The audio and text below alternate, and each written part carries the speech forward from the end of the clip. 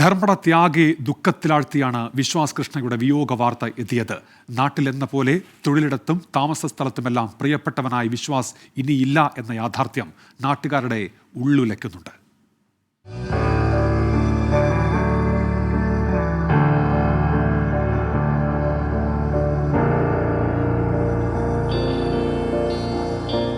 ഞെട്ടലിനിയും മാറിയിട്ടില്ല ധർമ്മടത്ത്. ബംഗളൂരുവിലായിരുന്നു വർഷങ്ങളോളം വിശ്വാസ് കൃഷ്ണയ്ക്ക് ജോലി.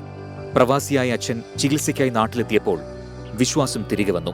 അച്ഛന്റെ അപ്രതീക്ഷിത വിയോഗത്തിനു ശേഷം പിന്നെ നാട്ടിലായിരുന്നു വിശ്വാസ് കൃഷ്ണ.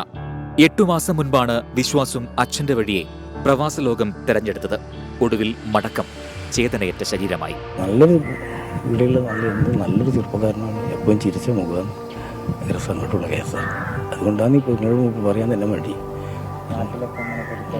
പൊതുപ്രവർത്തനങ്ങൾ പക്ഷേ എല്ലാ ആളായിട്ടുള്ള യുവാക്കളായിട്ടുള്ള ബന്ധങ്ങളും നല്ല സർവ്വസമ്മതന.